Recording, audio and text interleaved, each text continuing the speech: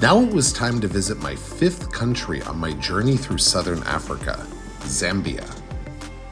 Another early start, I left Victoria Falls town and crossed the border into Zambia from the Zimbabwe side. With Zambia being just a stone's throw away, I couldn't skip this opportunity to visit.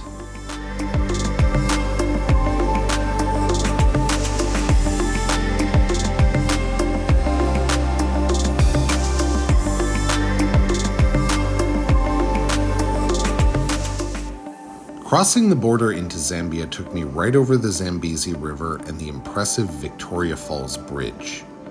After reaching the other side, I headed straight for immigration.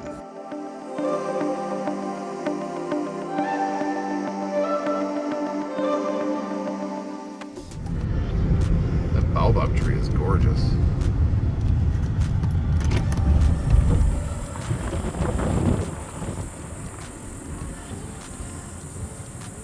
That's a beautiful tree. I was heading up to visit the city of Livingstone, which is located in southwestern Zambia and named after the Scottish explorer David Livingstone, who came to the area in the mid-18th century. It's a popular place to stay for those who are exploring the Zambian side of Victoria Falls, as the city is situated only about 10 kilometers from the Zambezi River.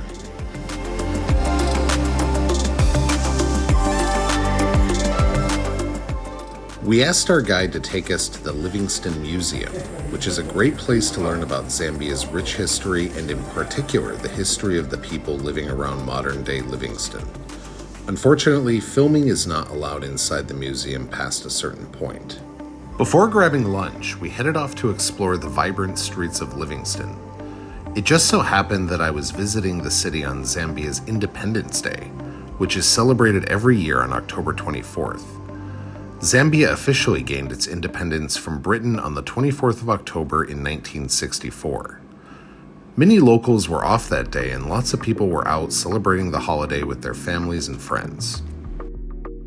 While driving through the city, we were lucky to see an Independence Day parade that was coming up the street, with hundreds of people cheering and waving flags and almost everybody wearing a red-colored shirt.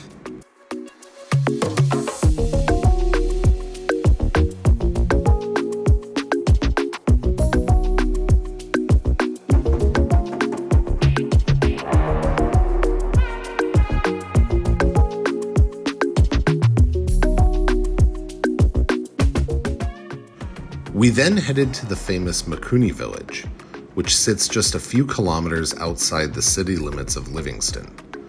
Our guide was originally from this village and was able to call a friend and arrange a guided tour for us in the afternoon.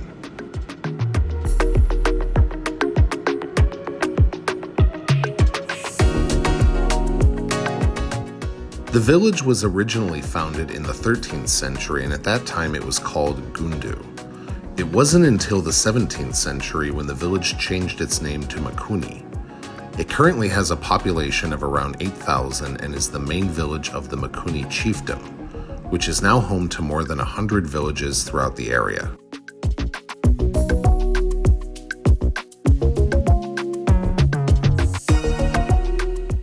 Our local guide gave us an extensive tour as she walked us around the village and gave us some insight into its long history. She also took us around to meet some of the villagers, where we got a glimpse into daily life in the village.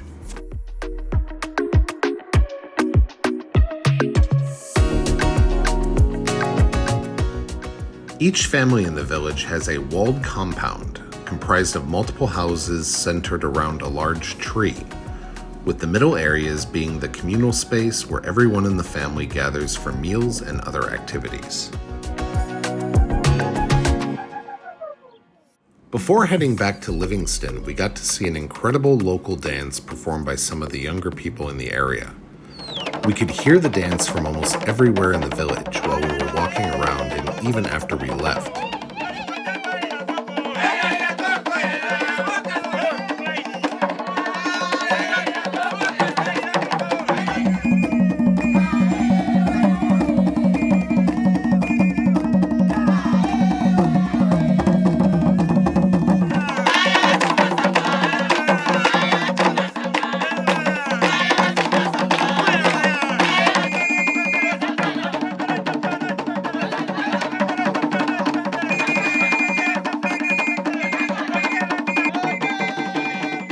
The people in the village were extremely welcoming and friendly, which made my visit to Mukuni a truly wonderful experience.